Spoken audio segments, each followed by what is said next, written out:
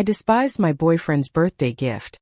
Now he doesn't want anything to do with me, and I regret everything.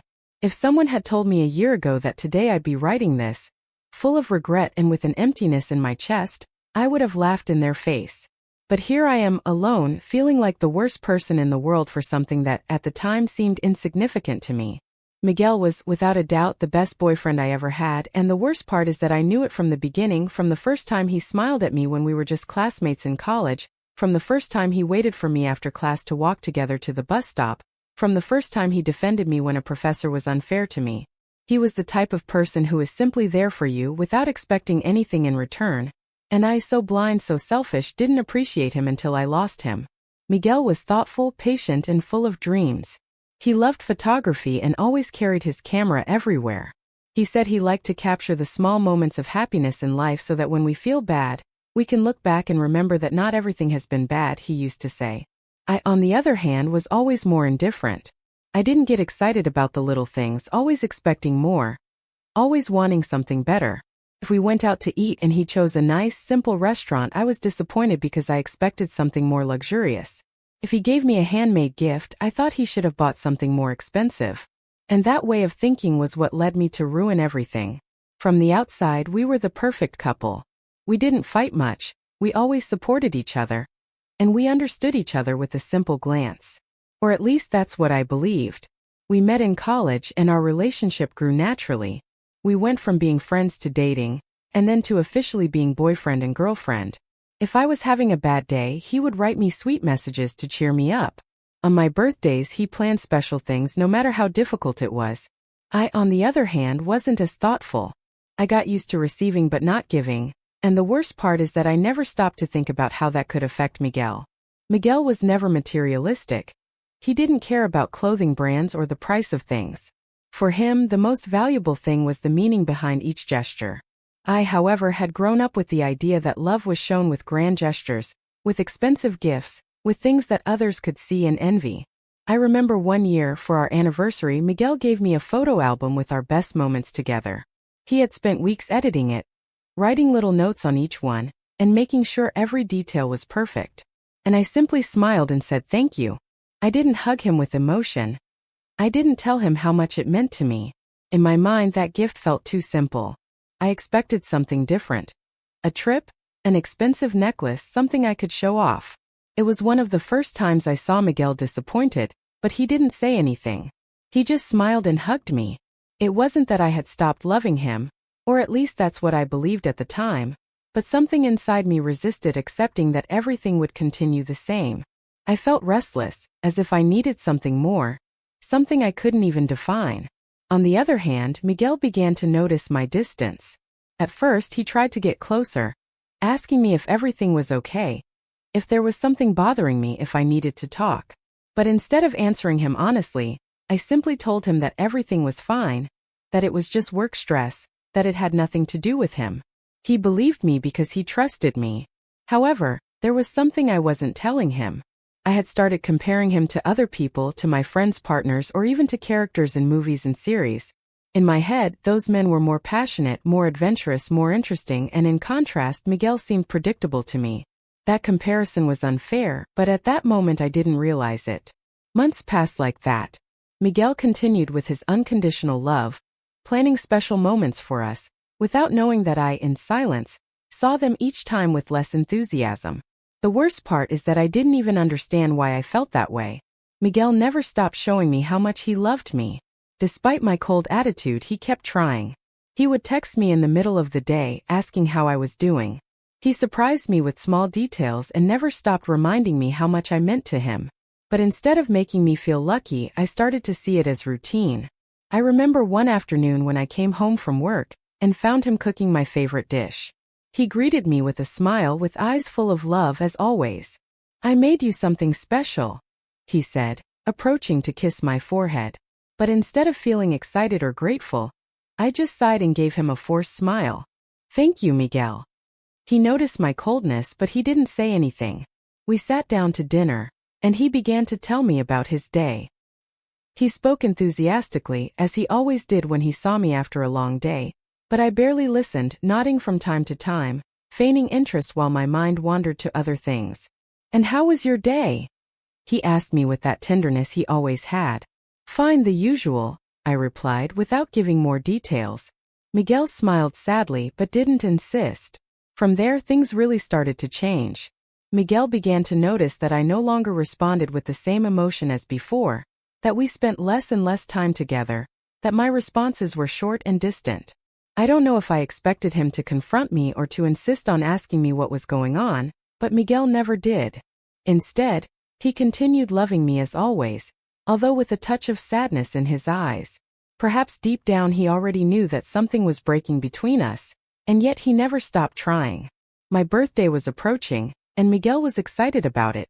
Although I wasn't paying much attention, he talked constantly about how much he wanted to make me feel special on my day. "This year I want it to be unforgettable," he told me one day while we were having dinner. "It's not a big deal, Miguel. It's just another birthday," I replied indifferently. "For me it's not. It's the day you were born, the day the person I love most in the world arrived. How can I not celebrate it?" His response should have made me feel lucky, but instead I just sighed, feeling slightly annoyed. He didn't seem to notice. The days passed, and Miguel was increasingly excited. It was obvious that he was planning something special, but he wouldn't tell me anything. He just looked at me with excitement, like a child keeping a secret that he is eager to reveal. On the other hand, I didn't share his enthusiasm. For me, it was just another day. In fact, I don't know at what point my mind began to convince itself that no matter what he did, nothing would surprise me. I didn't know how wrong I was. I never imagined that that day would mark the beginning of the end. The morning of my birthday began normally. I woke up to the sound of my phone vibrating. Congratulatory messages from friends and family flooded my notifications. As I read them, I felt a warm kiss on my forehead. "Happy birthday, my love," Miguel whispered with a smile. "Thank you," I replied listlessly, still half asleep. Miguel didn't seem to care about my indifferent tone. He got up enthusiastically and asked me to get ready because he had a special day planned for me. I, however, wasn't particularly excited. To be honest, I hadn't even asked him what we were going to do. I simply assumed it would be the same as always. Dinner, maybe a cake, nothing out of the ordinary. We got ready and went out. Miguel took me to breakfast at my favorite cafe. He knew me so well that he had already ordered my coffee and my favorite bread before we arrived. He looked at me with that expression of unwavering love that at that moment I had already begun to take for granted. Despite his efforts, I felt disconnected. After breakfast, we spent the day together strolling around the city. Miguel kept smiling, excited about every little detail he had planned. Sometimes I wondered how he could be so happy with so little. I, on the other hand, felt dissatisfied for no particular reason. When night came, Miguel blindfolded me and led me by the hand to a secret place. I felt his excitement with every step he took. "Trust me, you'll love it," he said enthusiastically. When he finally removed the blindfold, I saw that we were in an elegant restaurant with a table decorated with candles and rose petals. On the table there was a small, carefully wrapped gift. "All this is for me?" I asked, trying to sound surprised. "Of course, my love. I want tonight to be special." I sighed. In my mind I had hoped for something more exciting, a party with friends, maybe something different. But instead, Miguel had taken me to a romantic dinner like every year. We sat down, and he took my hands tenderly before dinner. "I want to give you your gift," he said excitedly. He handed me the small package, and I took it without much enthusiasm. I unwrapped it slowly, having no idea what was inside. When I opened the box, I found a silver necklace with a star-shaped pendant. It had a small inscription on the back, "Always together," and our initials. Miguel looked at me expectantly, waiting for my reaction. I, however, felt a pang of disappointment. "A necklace?" I blurted out without thinking in a dry tone. Miguel's expression immediately changed. "Yes, I had it made especially for you. It has our secret message engraved." I took it between my fingers and observed it without much interest. "It's cute, but I expected something else." The silence between us became heavy. I watched as Miguel's smile slowly faded. "You don't like it?" he asked softly. "It's not that, it's just that." I paused, feeling uncomfortable. I thought maybe it would be something more special. I don't know, something more exciting. Miguel looked down. His face reflected a sadness that, until that moment, I had never caused him. I thought you'd like it. I spent weeks looking for something that represented what you mean to me. I sighed, feeling slightly guilty but without retracting. It's just that it's a necklace, Miguel. It's not a big deal. I said it without thinking, without measuring the weight of my words. The silence that followed was unbearable. Miguel looked away, trying to hide his pain. Dinner continued in a tense atmosphere. Miguel tried to act normally, but his expression never lit up again as before. In my arrogance, I didn't pay attention to it. I didn't know I had just broken something I could never repair. The following days were strange. Miguel no longer looked at me with the same tenderness as always. His good morning messages became scarce, and his tone when speaking to me was more distant. First, I didn't pay much attention. I thought he was just upset and that it would eventually pass. But this time was different. The calls became less frequent. He no longer hugged me from behind while cooking, nor did he look at me with those eyes full of love. Are you okay? I asked one day, hoping everything would return to normal. Miguel looked at me with a forced smile. Yes, everything's fine. But it wasn't. The connection between us was fading, and I wasn't doing anything to prevent it. That's when he started going out more often. He said he had meetings with his friends or that he needed to clear his head. He had never been like that before. He always wanted to stay with me. But now he seemed to be looking for any excuse to be away. For the first time I felt fear, and the worst part is that I had no idea how to fix what I had done. One day he went out and didn't come back until 1:47 in the morning. I waited for him, sitting on the living room sofa, hugging my own legs, my stomach in knots. I had never felt like that before. Never before had Miguel come home so late without letting me know. He entered calmly, but his expression wasn't the same as always. Miguel always came home with a smile, with a kiss, with a comment about his day, but this time his gaze avoided mine. Where were you? I asked in a more serious tone than I intended. He left the keys on the table and took off his jacket calmly. I went out with some friends, he replied curtly. And you couldn't let me know? Miguel sighed and ran a hand through his hair, clearly exhausted. Since when do I have to let you know every time I go out? His words surprised me. They weren't aggressive, but they did mark a distance. It's not that, Miguel. It's just that you've never done this before. I was worried. He leaned against the wall and crossed his arms. Really? You were worried? He laughed softly, but without a trace of amusement. It's funny. Before, you didn't even care what I did. His comment took me by surprise. Why are you saying that? Fernanda, when was the last time you cared about something I did for you? The air felt heavy all of a sudden. What do you mean? I mean all the times I tried to make you happy, all the times I tried to see you smile, and all I got in return was indifference. My mouth opened to answer, but I didn't know what to say. Miguel, don't misinterpret me. Fernanda, I'm not saying this to make you feel bad. I've just been thinking a lot about everything. His tone was calm, but I felt every word pierce me like a knife. And what have you been thinking? I asked, my voice barely a whisper. Miguel sighed and rubbed his face as if gathering the courage to say what was coming. I don't know if I want to continue with this. My heart stopped. Those words really hurt me. What are you saying? I'm saying that I'm tired, that I feel empty, that every day that passes I feel like we're two strangers living in the same house. That's not true, I whispered, feeling a growing panic in my chest. No? When was the last time we had a sincere conversation? When was the last time you looked at me as if you really wanted me in your life? Tears began to blur my vision. I love you, Miguel. He smiled sadly. I love you too, Fernanda, but love isn't enough when a person feels invisible. His voice was so serene that it hurt even more. There were no shouts, no accusations, just the cold, cruel truth. Is this because of the necklace? I asked. Miguel shook his head. It's not just the necklace. It's everything. It's the indifference, the wear and tear. The feeling that I'll never be enough for you. I tried to get closer, but he took a step back. I don't want to hurt you, Fernanda, he said softly. But I don't want to keep feeling this way either. My throat tightened. I didn't want this to happen, I murmured. He turned around. I'm going to sleep on the couch tonight. And with those words he left, leaving me alone with an emptiness in my chest that I had never felt before. The following days were a whirlwind of anxiety and despair. Miguel and I still shared the same space, but the distance between us grew wider and wider, like an impossible chasm to cross. It wasn't just the coldness in his gestures or the absence of his smiles, but the absolute emptiness that settled in our relationship. At first I tried to ignore it, clinging to the idea that we just needed time. I convinced myself that with small gestures I could fix what I had broken. I made an effort to cook his favorite food, to ask him how his day had been, to get closer, to hug him while we watched TV. But every attempt met an invisible barrier.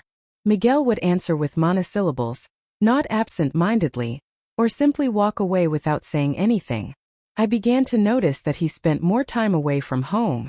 He used to always arrive home on time from work, and weekends were ours. Now his schedules were uncertain, and when I asked him where he was going, his answer was always the same. I'm just clearing my head. I couldn't blame him. I knew he had the right to be upset, but the idea of losing him was eating away at me. Nights were the worst. Although we slept in the same bed, I felt his absence in a painful way. He no longer hugged me when we slept. He no longer reached for my hand among the sheets. Sometimes I would stay awake, watching him in the darkness, wondering at what point everything had fallen apart. I regretted every moment I had treated him with indifference, every time I had ignored his efforts to make me happy. Now that I saw him drifting away, I understood that I had taken his love for granted. One Saturday afternoon, while I was trying to act normally, Miguel sat across from me at the dining room table. His expression was serious, and in his eyes there was a determination that made me nervous. I knew before he even opened his mouth that something was about to change forever. He said that he had been thinking a lot about everything, that he couldn't go on like this, that he felt empty. He didn't say it with anger or resentment, but with the calmness of someone who had already made a decision and was just waiting for the right moment to communicate it. He told me that he loved me, but that love wasn't always enough, that although he tried to recover the connection we once had, he realized that something inside him had broken. And the worst part was that he wasn't sure if it could be repaired. Every word that came out of his mouth was like a direct blow to my chest. I wanted to interrupt him. I wanted to ask him to give us more time, that we could fix it, that I would do whatever it took to show him that we were still worth fighting for. But my voice broke before I could even formulate a coherent response. Miguel wasn't looking for a debate or a negotiation. He had already made his decision. I saw it in his eyes, in the way he maintained his composure while I crumbled. There was no anger on his face, only sadness and resignation. He told me that he would be leaving in a few days, that he had already made the necessary arrangements to move to another place, that he didn't want to hurt me anymore by prolonging the inevitable. It was at that moment that I understood that there was no turning back. I remained sitting at the table long after he got up and went to the bedroom. My thoughts were cloudy. My mind replayed everything that had happened over and over again, desperately searching for a way to fix it. But the reality was that I couldn't. I had despised something as valuable as Miguel's love. I had pushed him to a point where he no longer had the strength to try anymore, and now I was losing him. For the first time in my life, I understood what true regret was, but it was too late. The following days were torture. I knew Miguel was going to leave, but every second that passed, every silence between us, every empty space in our routine made reality hit me harder. I tried to talk to him, I tried to apologize in every possible way. But he was no longer present.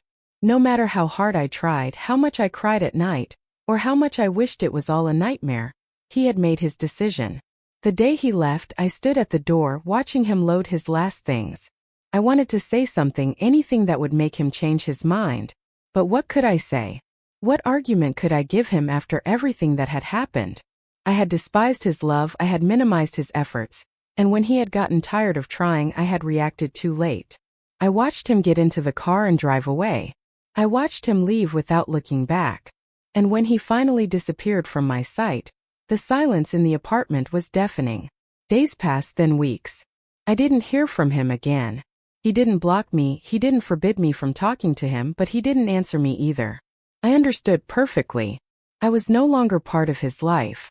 The first few weeks I clung to the hope that with time he would forgive me, that at some point his anger and pain would fade, and we could try again. But time passed and Miguel never returned. I went on with my life, or at least I tried, but everything felt empty without him. Food didn't taste the same, movies didn't make sense. The things that used to make me happy were now just reminders of what I had lost. Every corner of the apartment reminded me of him. His laughter, his details, his unconditional love, everything I had taken for granted. Regret consumes me every day. I would give anything to go back in time, to appreciate everything Miguel did for me, to not have acted like a spoiled child who didn't know how lucky she was.